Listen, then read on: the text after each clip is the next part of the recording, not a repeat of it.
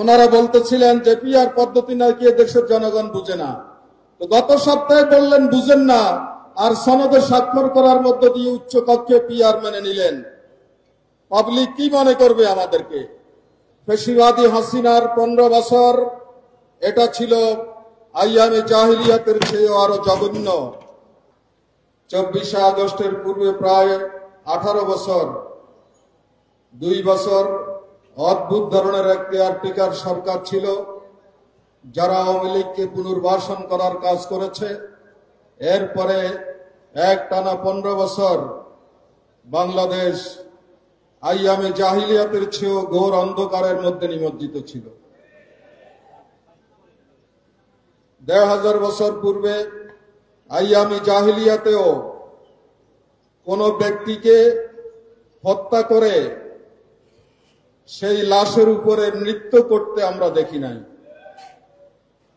এই অক্টোবর মাসে 28 তারিখ, আর 3 দিন পরেই আসবে, পল্টনে প্রকাশ্যে লগি বৈঠার তাণ্ডবে যে ধরনের রক্তাক্ত পরিবেশ তৈরি হয়েছিল,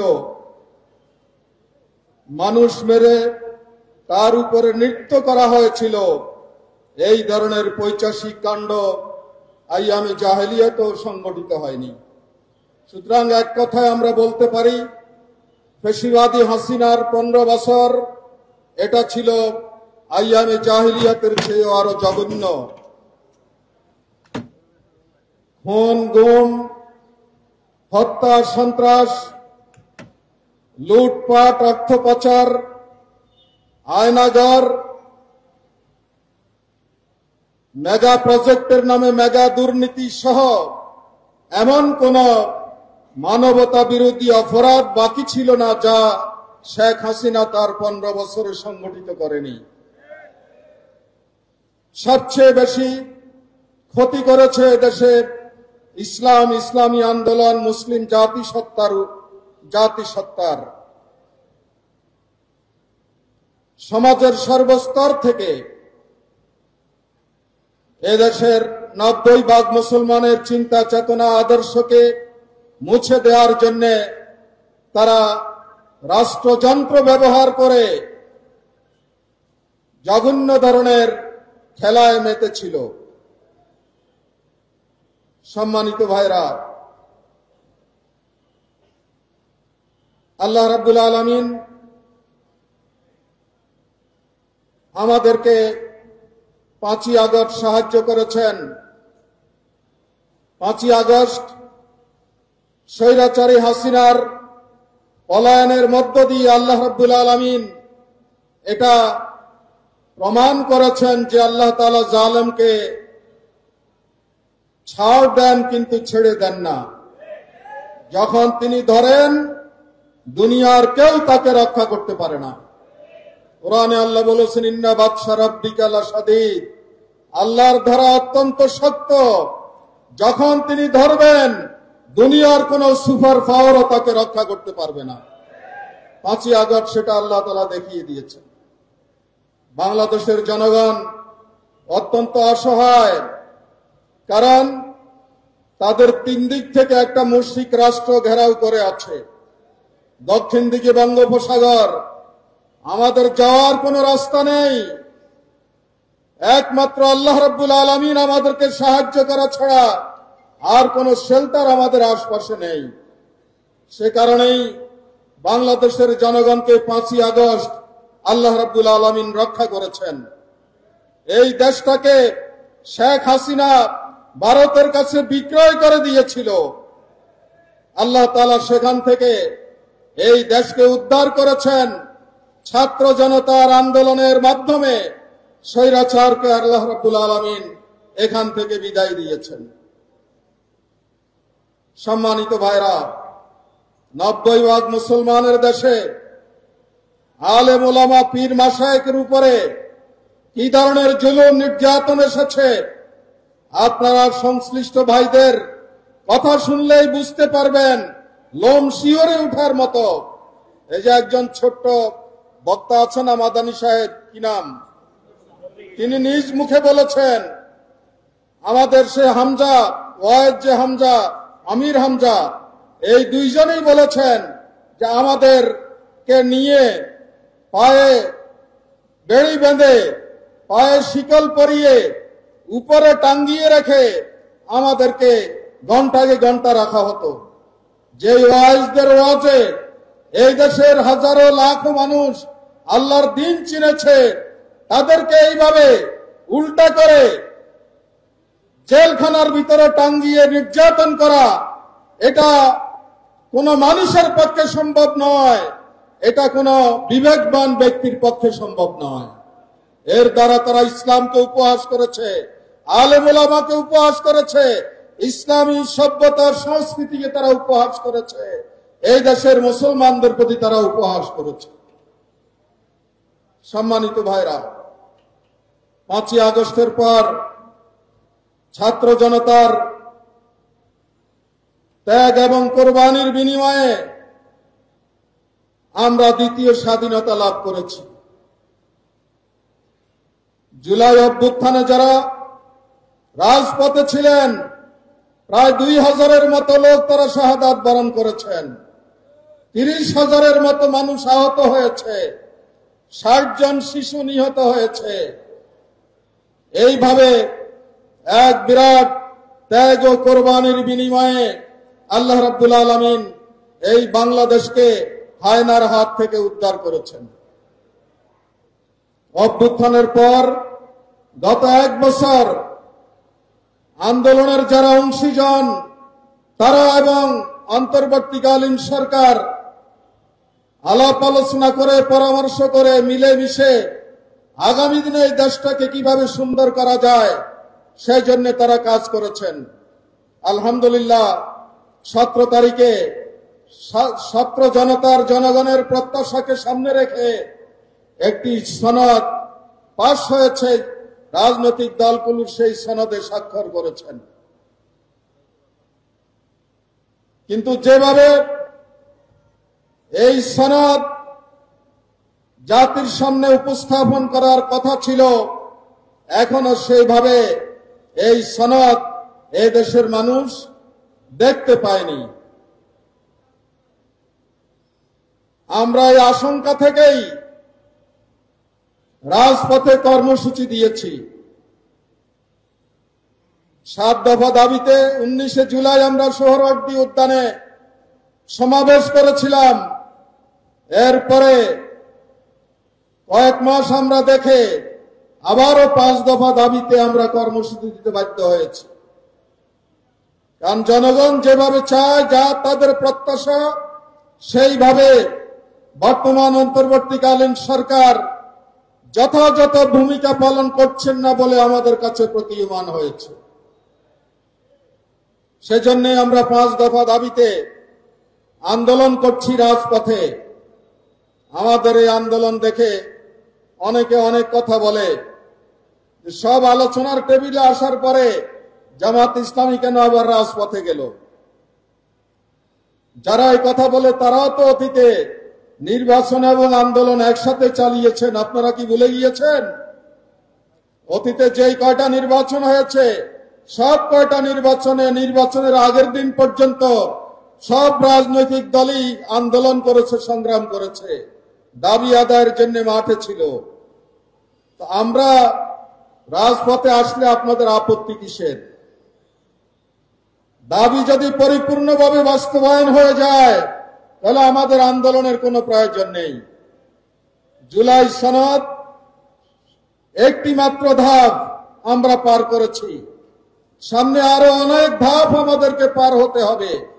তাহলে এটার আইনি ভিত্তি হবে, এর ভিত্তিতে আগামী দিনে একটি সুষ্ঠু নির্বাচন নিশ্চিত করা যাবে। সেজন্য আমরা বলেছি যে জুলাই সনদ শুধু স্বাক্ষরের মধ্য দিয়ে সীমাবদ্ধ রাখলে চলবে না। প্রধান উপদেষ্টা এর জন্য একটি আদেশ জারি করতে হবে। সাধারণত বাংলাদেশের আইনে প্রেসিডেন্টই আদেশ জারি করে।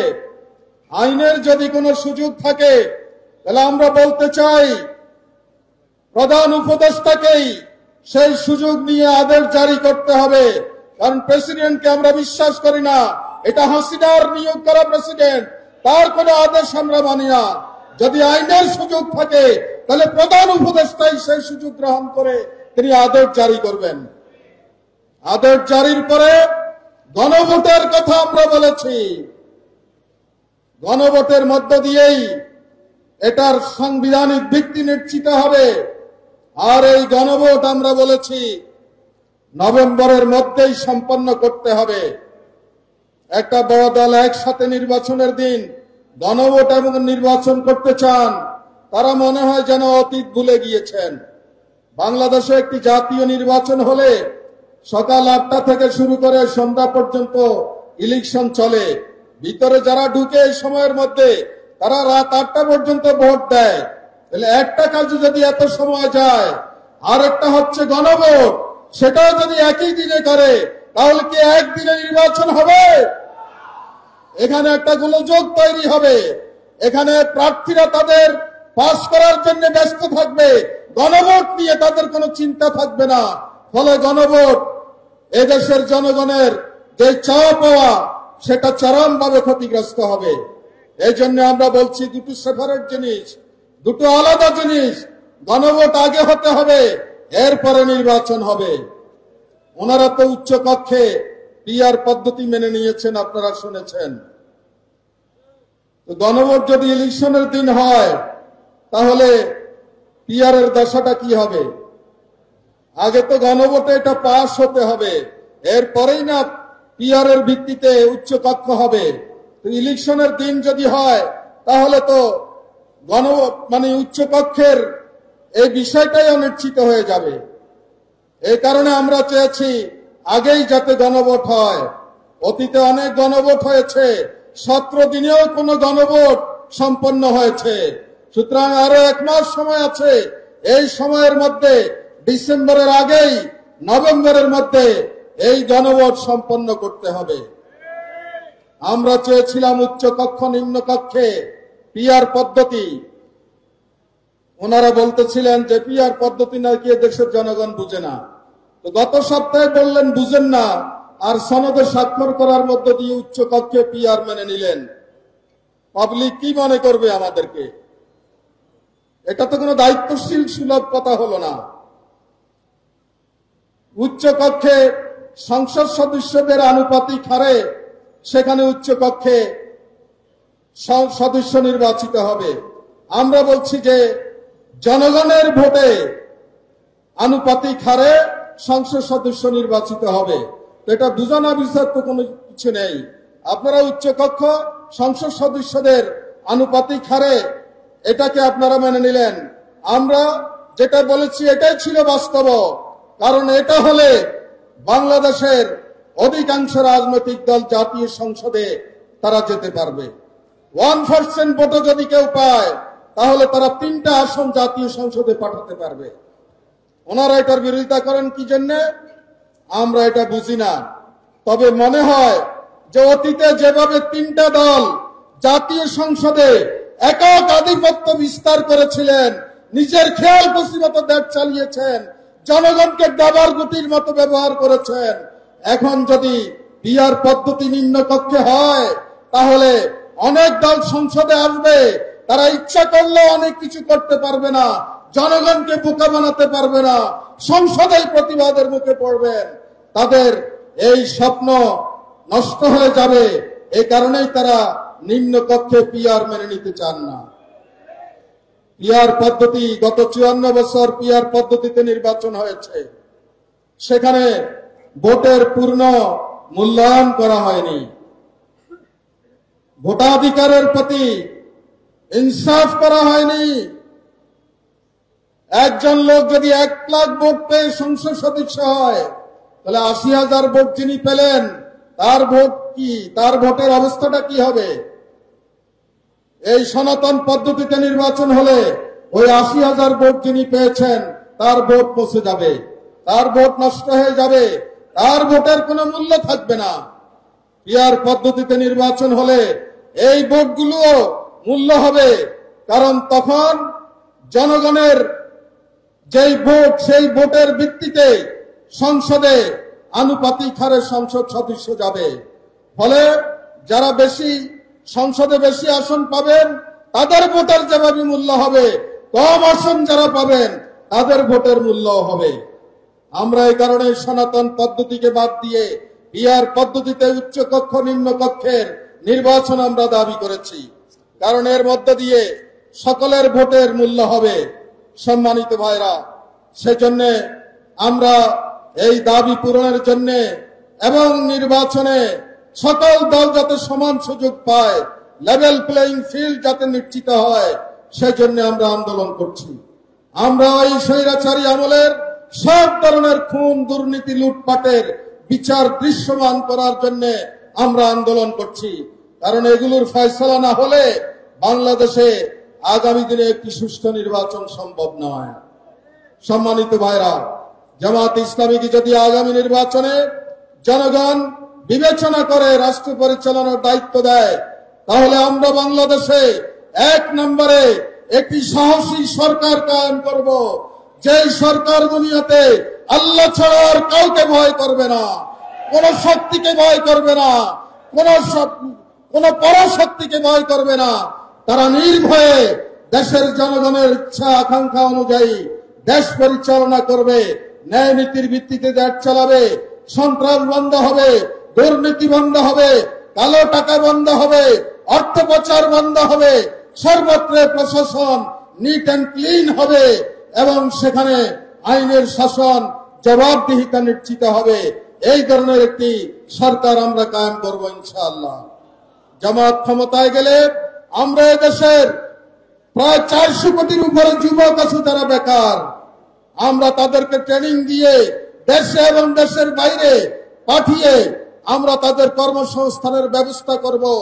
জামাত ইসলামী ক্ষমতায় গেলে আমরা এদেশের মানুষের সর্বস্তরের মৌলিক অধিকার আমরা নিশ্চিত করব। খাদ্য, বস্ত্র, শিক্ষা, চিকিৎসা, বাসস্থানের আমরা নিশ্চয়তা দেব ইনশাআল্লাহ।